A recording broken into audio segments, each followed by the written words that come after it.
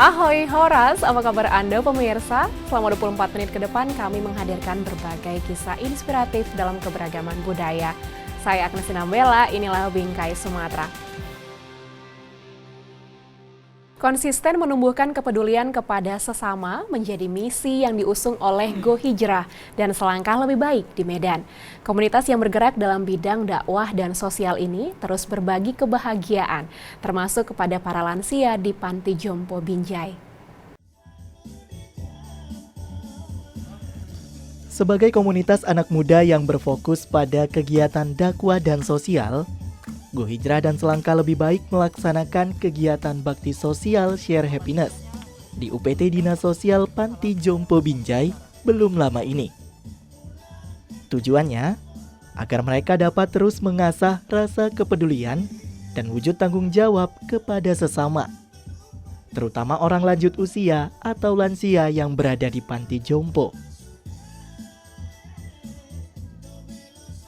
Jadi gini bang, alasan kami buat Share Happiness, Share Happiness Love Your Parent gitu kan. Aku mau kita semua itu ingat rasa cinta orang tua kita terhadap kita gitu bang. Jadi ketika kita nanti udah dewasa, udah besar, jangan sampai lah ngelupain mereka, ngelupain jasa mereka gitu. Jangan sia-siain mereka di hari tua gitu. Dalam acara yang bertajuk Love Your Parents ini, Go Hijrah dan Selangkah Lebih Baik melakukan pemeriksaan kesehatan gratis, seperti tekanan darah, gula darah, dan asam urat. Tidak hanya itu, para lansia juga diberikan pelayanan pangkas gratis, serta pembagian bingkisan kepada 176 lansia yang ada di Panti Jompo ini. Melalui kegiatan Share Happiness ini, Go Hijrah dan Selangkah Lebih Baik ingin menanamkan nilai-nilai empati, peduli, dan kasih sayang terhadap orang tua, serta menjadi inspirasi kepada masyarakat untuk lebih peduli terhadap orang tua yang kurang beruntung.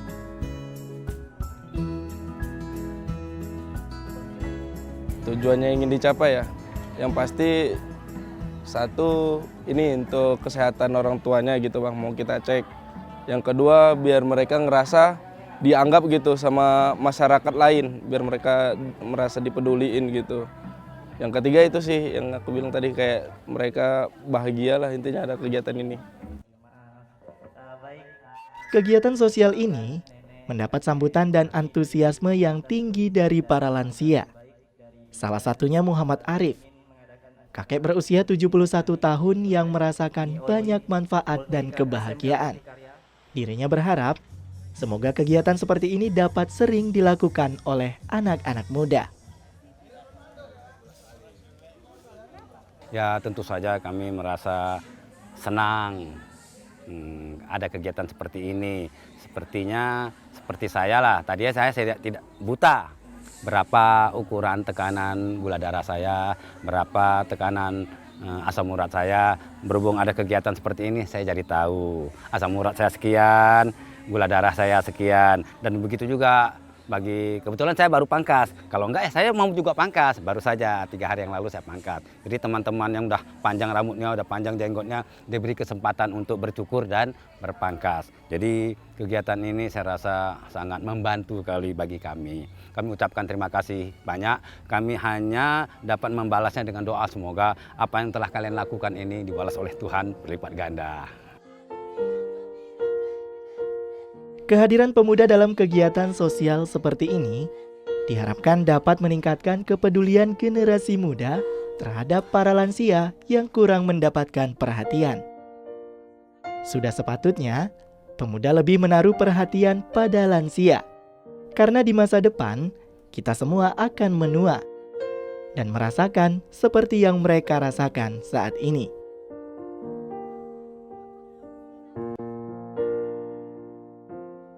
Penemu-penemu cilik kini banyak ditempa di sekolah dasar. Di SD Azakia Islamic School, anak-anak membuat robot tong sampah otomatis atau TOSO dengan mengaplikasikan sensor jarak untuk membuka tutup tong sampah. Menariknya lagi, TOSO karya siswa SD ini dibuat dari barang-barang bekas. Wah, kreatif sekali ya pemirsa. Berikut liputan selengkapnya untuk Anda.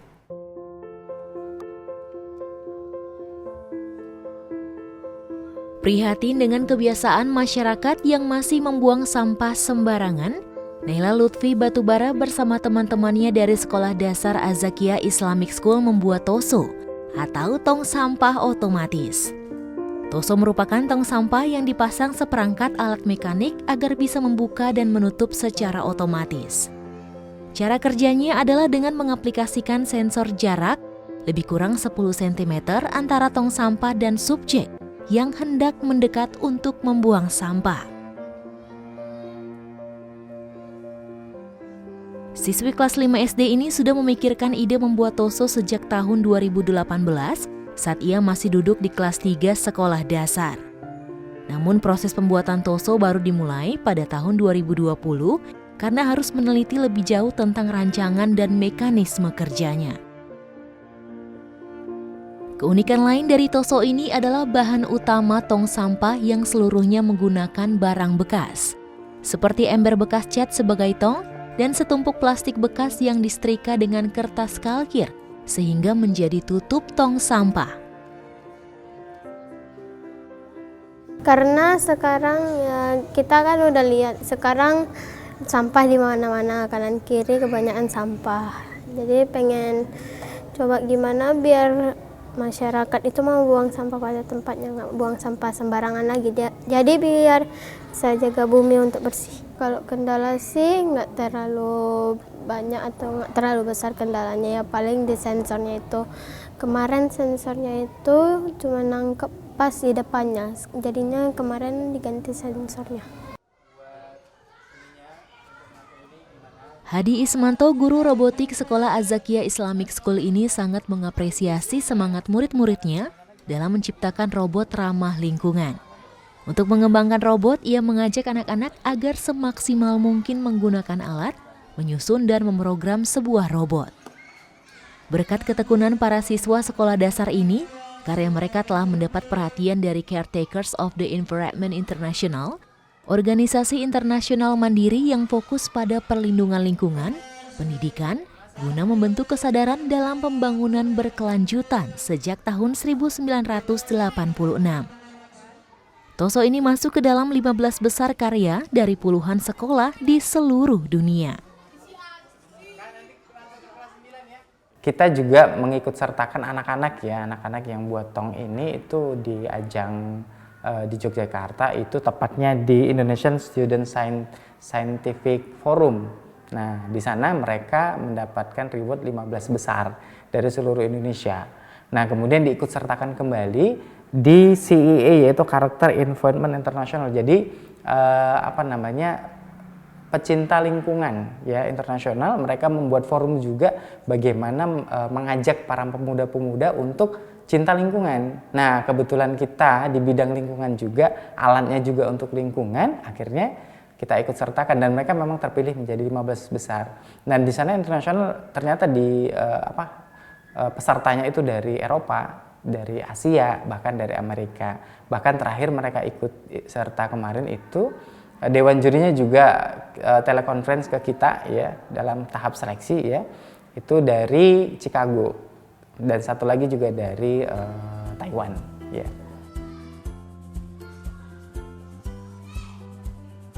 Di balik karya Toso, siswa sekolah dasar Az-Zakiyah ini telah tumbuh jiwa-jiwa para agen perubahan lingkungan di masa depan. Rencananya Toso karya siswa SD Az-Zakiyah ini akan diproduksi secara massal. Dimulai dari sekolah Az-Zakiyah, lalu berkembang dan tersebar di berbagai tempat di Kota Medan. Dengan harapan Kota Medan bebas sampah di kemudian hari.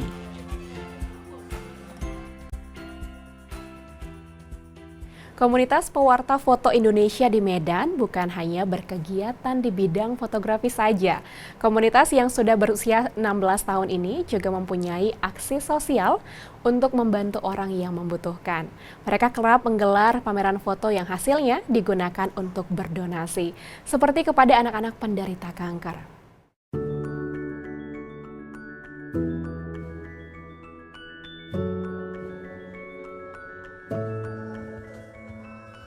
Ini adalah kumpulan foto-foto dari anggota komunitas pewarta foto Indonesia cabang Medan saat memperingati hari jadi PFI ke-16 tahun beberapa waktu lalu.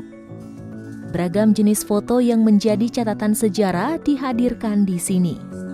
Mulai dari peristiwa pilu hingga riang yang menggambarkan wajah Sumatera Utara, khususnya kota Medan. Puluhan foto-foto yang dipajang ini dijual kepada siapa saja yang tertarik. Bukan untuk mencari keuntungan semata, melainkan hasil penjualan lukisan ini disumbangkan kepada anak-anak penyandang kanker di Yayasan Onkologi Anak Medan atau YOAM.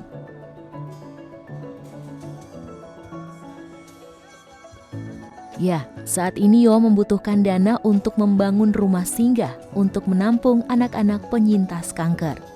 Rahmat Suryadi, Ketua Pewarta Foto Indonesia Cabang Medan mengatakan bahwa selain ajang sosial dan silaturahmi bagi para pewarta foto, kegiatan ini juga sebagai edukasi fotografi jurnalistik, karya para pewarta foto selama 16 tahun terakhir. Karena ya mungkin dari kita sebagai pewarta foto sering di lapangan, sering melakukan peliputan, kita sering menemukan bahwasanya apa yang kita liput itu adalah bagian dari kerja kita. Kemudian kita harus ada dampak yang kita berikan untuk masyarakat, terutama dalam kegiatan-kegiatan sosial. Saat ini mereka butuh rumah singgah. Mudah-mudahan dari hasil lelang foto ini kita bisa menyumbangkan karya dari kawan-kawan untuk disumbangkan agar rumah singgah dari YOAM untuk anak-anak penderita kanker itu bisa terrealisasi.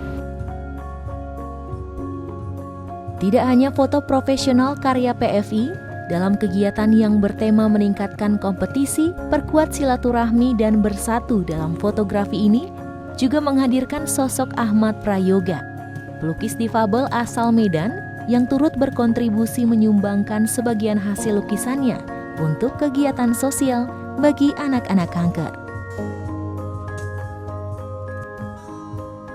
Ya mudah-mudahan insya Allah kalau memang nanti terjual, insya Allah sebagian untuk membantu juga gitu untuk kegiatan sosial.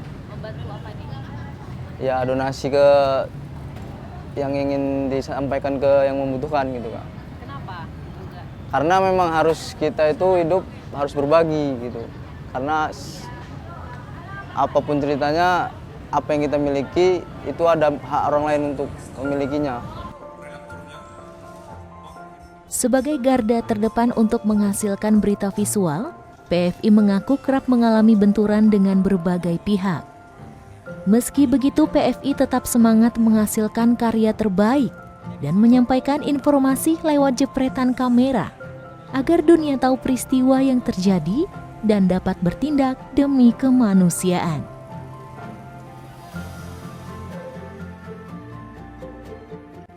Meski sepi pengunjung akibat pandemi COVID-19, kawasan wisata Bukit Lawang, Kecamatan Bahorok, Kabupaten Langkat terus berbenah. Para pegiat lingkungan dari Masno Education Center memanfaatkan masa pandemi ini untuk berbenah, memperbaiki diri dengan merawat lingkungan. Mereka melakukan berbagai program pemberdayaan di bidang lingkungan seperti edukasi dan pengelolaan sampah di sekitar kawasan wisata.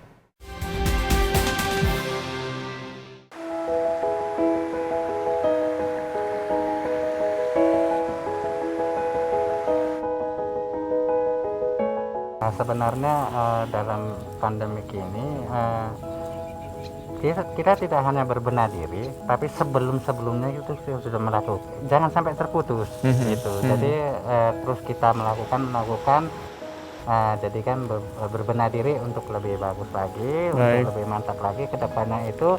Dan tujuannya satu, bukan untuk bisa mendatangkan turis ataupun yang pengunjung kemari, tapi tidaknya bisa menyadarkan diri sendiri dulu.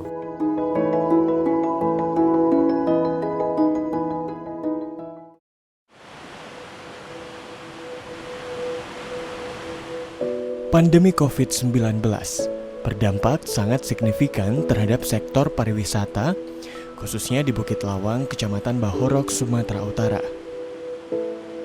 Kawasan konservasi orangutan ini setiap tahun dapat menyedot sedikitnya 15.000 wisatawan mancanegara.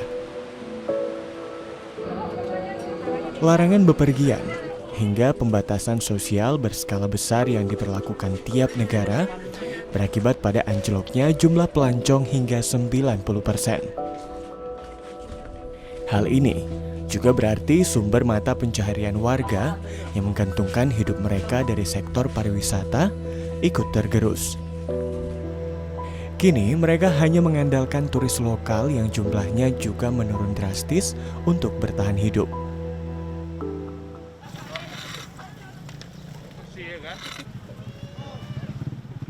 Meski tengah berada di kondisi yang sulit, saya melihat sekelompok masyarakat bergotong royong membersihkan kawasan wisata dari sampah hingga menyusuri sungai. Sembari berharap kondisi akan segera pulih, mereka memanfaatkan masa pandemi ini untuk berbenah, memperbaiki diri guna menjaga dan melestarikan alam yang sejak dulu menjadi sumber penghidupan mereka. Menurut informasi yang saya dapat, kegiatan ini rutin mereka lakukan setiap minggunya.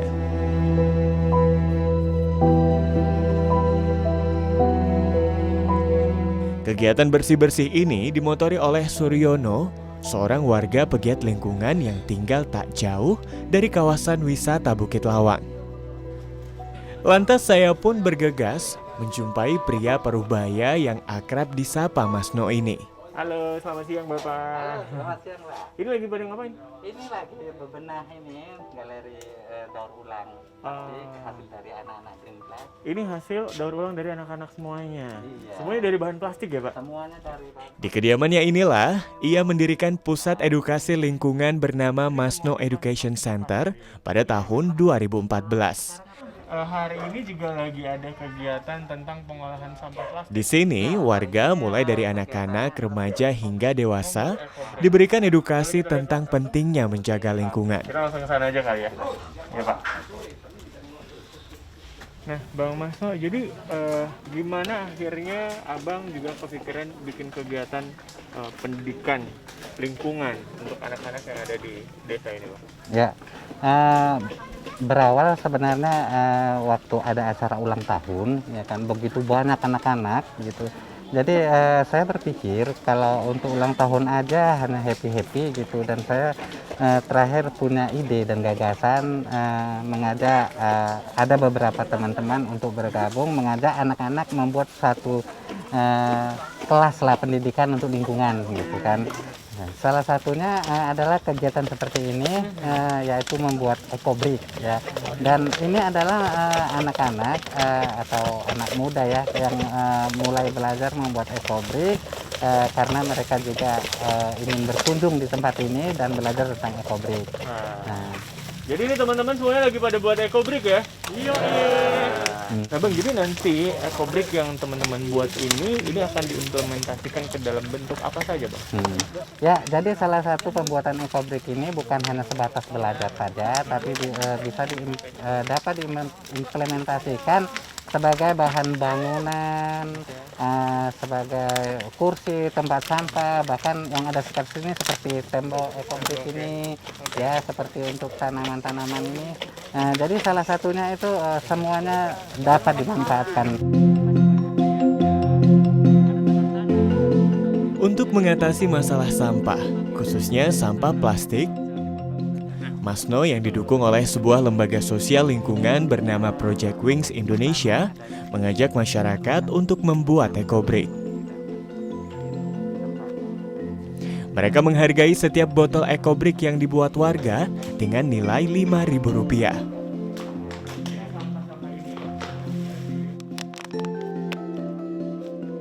Ecobrick merupakan sebuah metode untuk meminimalisir sampah, mengisi sampah plastik ke dalam botol plastik bekas hingga padat.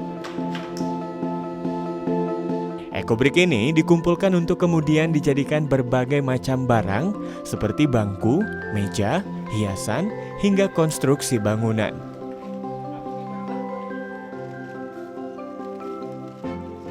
Selain ecobrick, sejak tahun 2016, Masno juga turut memberdayakan para ibu rumah tangga untuk membuat kerajinan dari limbah plastik yang bernilai seni tinggi. Seperti dompet, tas, dan keranjang ini pemirsa.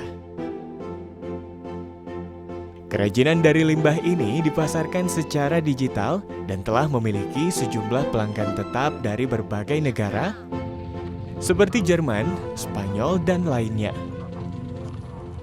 Zaman sekarang ini kita lihat di mana-mana plastik, dan plastik itu kita beri informasi kepada masyarakat atau warga, khususnya seputaran Kecamatan Borok ini, ya, untuk bisa mengurangi plastik yang tersebar, khususnya dari rumah tangga. Baik. Dan dijadikan eco-brick. Dari eco-brick itu kita terima dengan bersih dan seberat di atas 500 gram ya, 500 gram ya, Pak? 500 gram, dan kita hargai dengan Rp5.000. Ya, artinya ini di dalam situasi pandemi sekarang ini ya kita harapkan seperti Mas bilang ya, kita berbenah diri, mudah-mudahan ke depan situasi normal.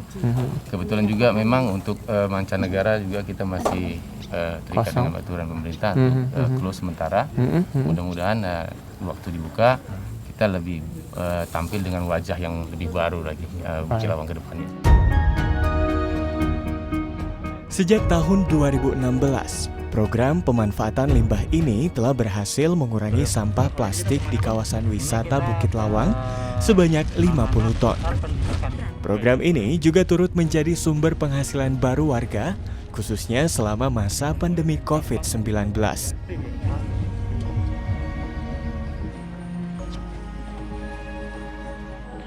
Saat ini, Masno Education Center bersama Wings Project Indonesia sedang membangun sebuah kawasan yang nantinya akan menjadi pusat edukasi lingkungan yang berintegrasi dengan kawasan wisata Bukit Lawang.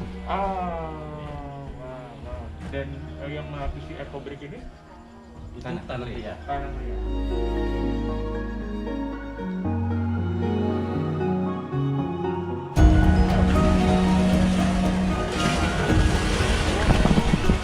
Memanfaatkan jeda di masa pandemi COVID-19 untuk berbenah tentu akan meningkatkan produktivitas warga desa dalam menyambut masa depan yang lebih baik. Semoga pandemi ini segera berakhir sehingga Bukit Lawang dapat kembali menunjukkan pesonanya yang lebih cemerlang kepada dunia.